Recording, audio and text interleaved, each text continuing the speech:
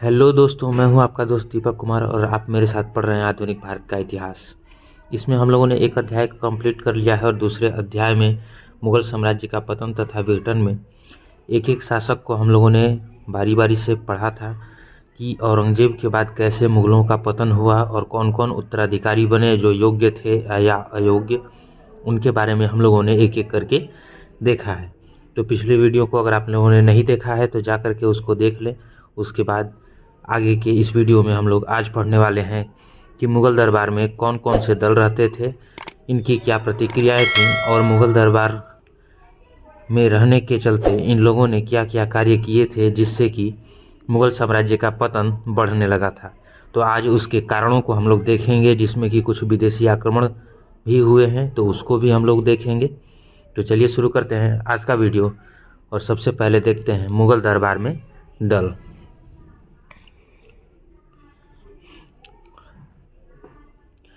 पहला कीवर्ड्स है इसमें कि प्रसिद्ध लेखक विलियम अर्विन के अनुसार, एक विलियम अर्विन जो एक लेखक थे, इतिहासकार हैं, इनके अनुसार मुग़ल दरबार में बहुत से दल रहते थे जिनमें कि 4 प्रमुख दल थे। 4 प्रमुख में थे एक तुरानी, दूसरा ईरानी, तीसरा अफ़गानी और चौथा हिंदुस्तानी।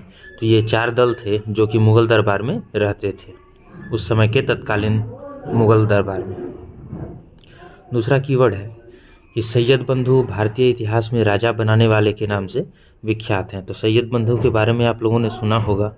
सैयद बंधु जो थे उस समय राजा बनाने वाले के नाम से विख्यात थे और इनके नाम हैं, एक अब्दुल्ला खान थे और दूसरा हुसैन अली खान बराहा। ये 2 लोग थे जिनको कि हम लोग सैयद बंधु के नाम से जानते हैं। एक थे अब्दुल्ला खान और दूसरा हुसैन अली खान बराहा।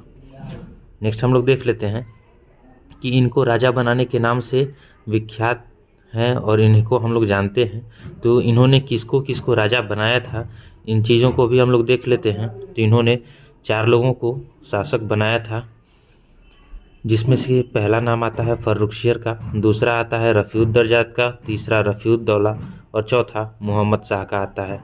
और मोहम्मद शाह के समय में ही सैयद बंधुओं का अंत भी हुआ था। चलिए तो हम लोग नेक्स्ट देख लेते हैं।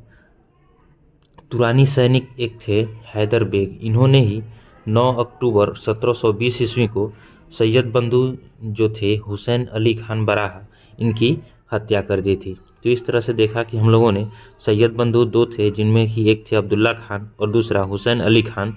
तो इसमें हैदर बेग ने हुसैन अली खान की हत्या 1720 ईस्वी में कर दी थी। नेक्स्ट हम लोग देख लेते हैं। जैसा कि हम लोगों ने पिछले वीडियो में पढ़ा है इन चीज़ों को, तो एक एक करके समझने में आसानी होगी। नेक्स्ट है कि मोहम्मद शाह के शासनकाल में ही हैदराबाद के चिनकिलीज खान ने, जो चिनकिलीज खान थे हैदराबाद के, इन्होंने निज़ामुल मुल्क की उपाधि धारण की थी और 1725 ईस्वी में स्वतंत्र राज्य की स्थापना की थी। तो चिनकिलीज खान का एक अन्य उपाधि है निज़ामुल मुल्क की, ये मोहम्मद शाह के शासनकाल में ही मिला था इनको।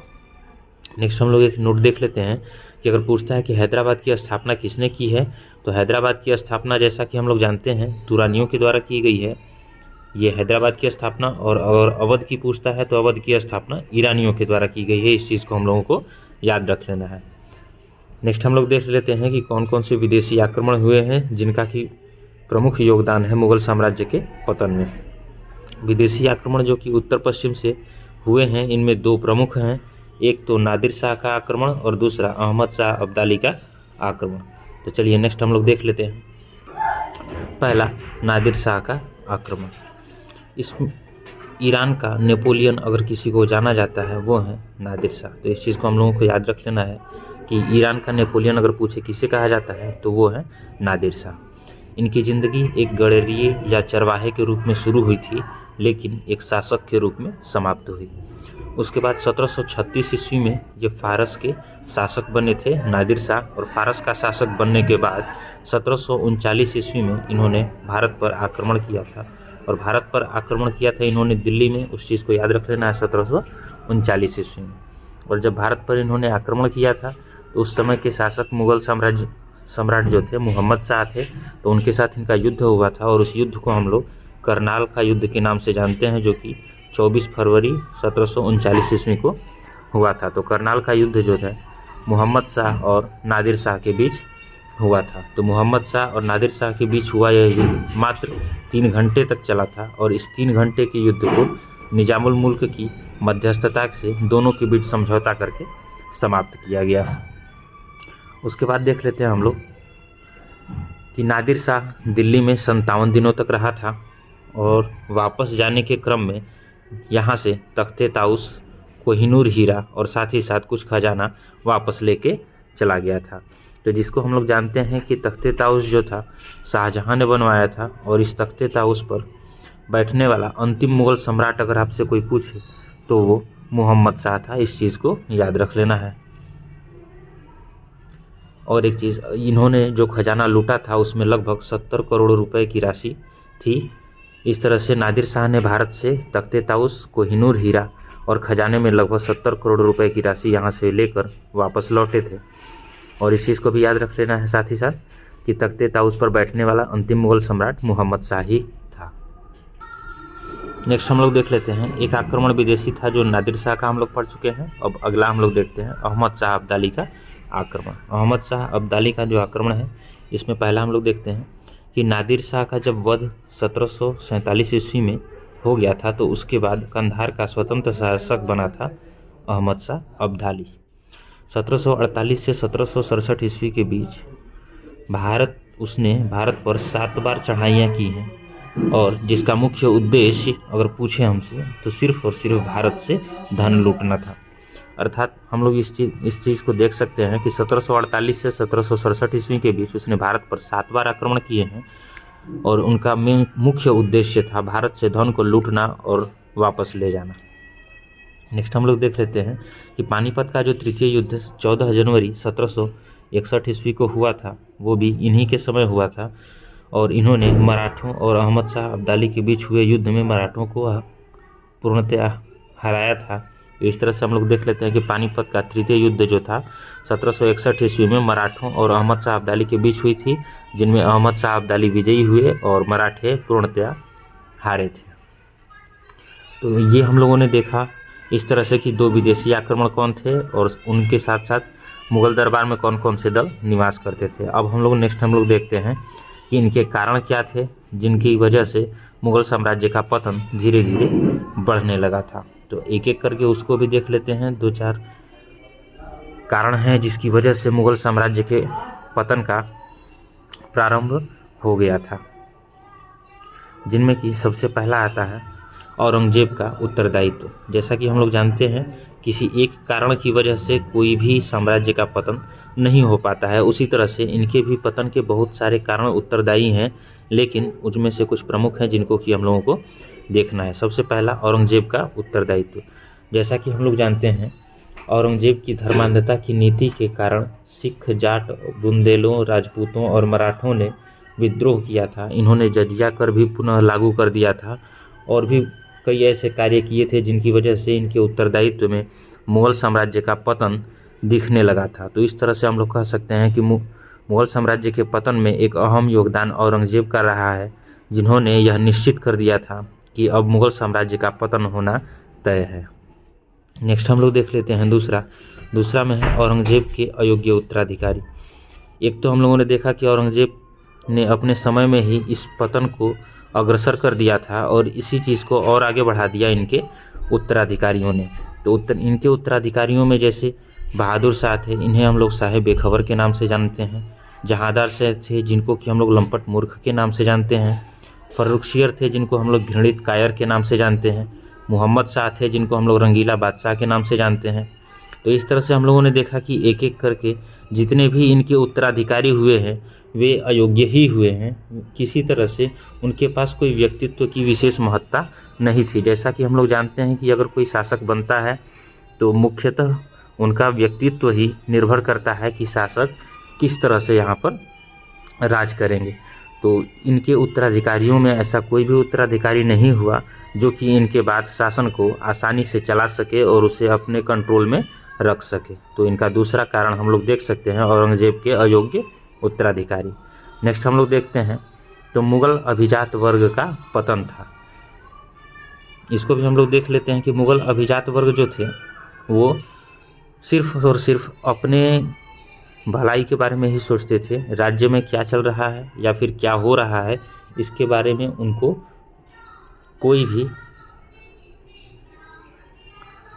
जानकारी नहीं थी। और जैसा कि हम लोग जानते हैं, एक प्रसिद्ध इतिहासकार डॉक्टर जदुनाथ सरकार ने कहा भी है कि उस समय ये लोग इस तरह से मतलब मुगल साम्राज्य के साथ कार्य कर रहे थे कि अगर हम इनके सरदार की वीर गाथाओं का वर्णन 3 पृष्ठों में करते हैं तो उनके पुत्रों का प्रायः 1 पृष्ठ में और उनके पौत्र का वर्णन केवल कुछ पंक्तियों में होता है। तो इस तरह से हम लोगों ने देखा कि मुगल जो अभिजात वर्ग थे उनके बर्बरता जर्जरता बढ़ने के साथ ही साथ सिर्फ और सिर्फ पतन ही दिखाई दे रहा था। नेक्स्ट है दरबार में गुटबंदी। दरबार में गुटबंदी ये भी एक प्रमुख कारण था। जैसा कि हम लोगों ने कुछ देर पहले पढ़ा है कि मुगल दरबार में 4 दल निवास करते थे और उन 4 दलों में ईरानी, अफगानी, तुरानी और हिंदुस्तानी विशेषकर थे। तो इन लोगों ने क्या किया कि आपसी द्वेष के कारण एक एक करके आपस में एक दूसरे को नीचा दिखाने का प्रयास किया। इससे न तो किसी तरह का उत्थान हो सका या विकास हो सका, बल्कि पतन की ओर अग्रसर होते चले गए। क्योंकि किसी दरबार में रहने वाले लोग अगर किसी चीज़ को पतन की ओर अग्रसर कर रहे हैं, विकास को छोड़ करके स्वयं में द्वेष की भावना, ईर्ष्या की भावना रखते हैं, तो इससे इनका पतन निश्चित हो गया था। और इसमें ही निजामुल मुल्क और बुरहानुल मुल्क जो थे, इन्होंने कि अपने निजी स्वार्थों के कारण नादिर शाह से मिलकर दिल्ली प्रशासन के विरुद्ध षड्यंत्र रचा था और नादिर शाह जो विदेशी आक्रमण हुआ इसको दिल्ली पर आक्रमण करने के लिए निमंत्रण दिया था। तो इस तरह से हम लोगों ने देखा कि जो निजामुल मुल्क और बुरहानुल मुल्क थे, इन्होंने अपने निजी स्वार्थ के लिए राष्ट्रीय हितों को भी न्यौछावर कर दिया था। ये भी इनके पतन का मुख्य कारण रहा है। नेक्स्ट हम लोग देख लेते हैं। नेक्स्ट है उत्तराधिकार का त्रुटिपूर्ण नियम। जैसा कि हम लोग जानते हैं कि इनके उत्तराधिकार का कोई नियम था नहीं, जो भी चाहता था वह उत्तराधिकारी बन जाता था उस समय के तत्कालीन समय में। तो इन लोगों की एक नियम थी कि अगर कोई उत्तराधिकार बनता है तो वह तलवारों के बल पर ही बनता था। ये भी एक प्रमुख कारण है इनके पतन का। अपने निजी स्वार्थों के लिए ये लोग स्वयं राजा बन जाते थे। इनके उत्तराधिकार का कोई भी नियम स्पष्ट नहीं था। नेक्स्ट है मराठों का उत्थान। जैसा कि हम लोग जानते हैं कि इनके कालों में, इनके शासनकाल में मराठों का उदय होना प्रारंभ हो गया था और मराठों के उदय से इन्होंने क्या किया था कि स्वयं को अलग कर लिया और मुगल साम्राज्य पर भी इन्होंने आक्रमण किया था, जिससे कि मुगलों के साथ हुई लड़ाई में ये हारे थे और कमज़ोर भी पड़ गए थे। नेक्स्ट है सैनिक दुर्बलता। तो जैसा कि हम लोग जानते हैं कि सैनिक दुर्बलता, किसी भी शासक को अगर एक शक्तिशाली शासक बनना है तो उसे अपनी सैनिक स्थिति मजबूत रखनी होगी, लेकिन इनकी सैनिक स्थिति ही धीरे धीरे कमज़ोर हो चुकी थी। ऐसा नहीं था कि सैनिक मजबूत नहीं थे, उनके अंदर व्यक्तिगत वीरता तो थी ही, लेकिन अवगुण जैसे थे, अनुशासनहीनता थी, विलासितापूर्ण जीवन व्यतीत करते थे, निष्क्रियता रखते थे, और भी कुछ चीज़ें थी जो इनको थी। जैसे सैनिक अपने मनसबदारों के प्रति ही निष्ठा रखते थे, सम्राट के प्रति नहीं रखते थे। विलियम अर्विन ने इस चीज़ को भी बताया है कि नहीं, ये लोग व्यक्तिगत वीरता ही सिर्फ रखते थे, बाकी सारी अवगुण की चीज़ें इनके अंदर मौजूद थी, जिस वजह से सैनिक दुर्बलता बढ़ी और ये राजा के प्रति अपने भाव को छोड़कर स्वयं के प्रति ज़्यादा भाव रखते थे। ये भी इनका एक प्रमुख कारण था पतन का। और अगला है आर्थिक दिवालियापन। अगर आप किसी शासक को चाहते हैं कि वह एक शक्तिशाली शासक बने, तो उसके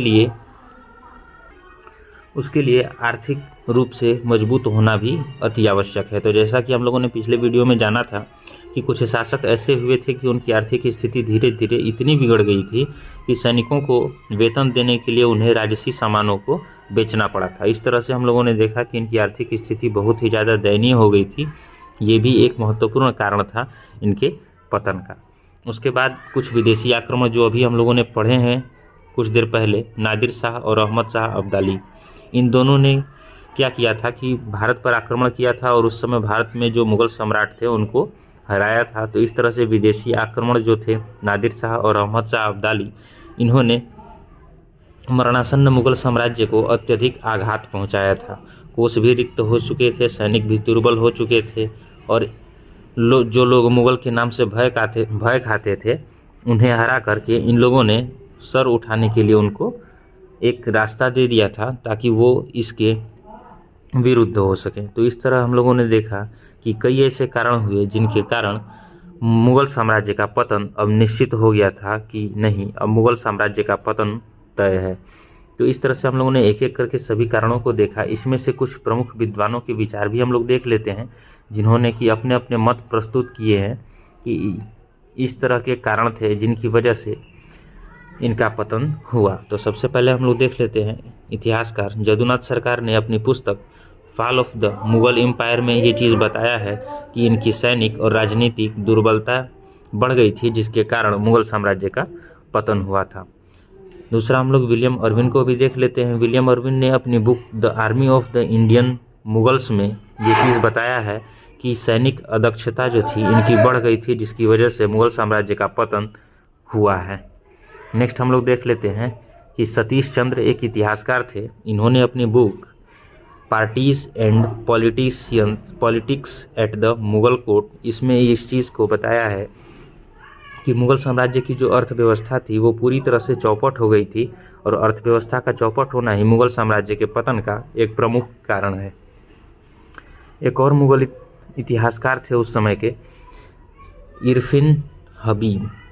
इन्होंने अपनी पुस्तक the agrarian system of the Mughal India, इसमें इस चीज़ को बताया है कि कृषि संकट उस समय उत्पन्न हो गया था, और कृषि कारणों से ही कृषि का संकट सिद्धांत इन्होंने दिया, जिसमें इन्होंने बताया है कि जो उस समय के मुगल सम्राट थे, कृषि संकटों के कारण ही उनका पतन हुआ था। इस तरह से हम लोगों ने देखा कि मुगल साम्राज्य अपनी आंतरिक दुर्बलताओं तथा बाह्य कारणों के कारण धीरे धीरे समाप्त हो गया। इसमें से मुख्यतः हम लोग देखते हैं तो इनकी आंतरिक दुर्बलताओं और बाह्य कारण जैसे विदेशी आक्रमण नादिर शाह और अहमद शाह अब्दाली के थे, जिसने कि इनके पतन में महत्वपूर्ण योगदान दिया था।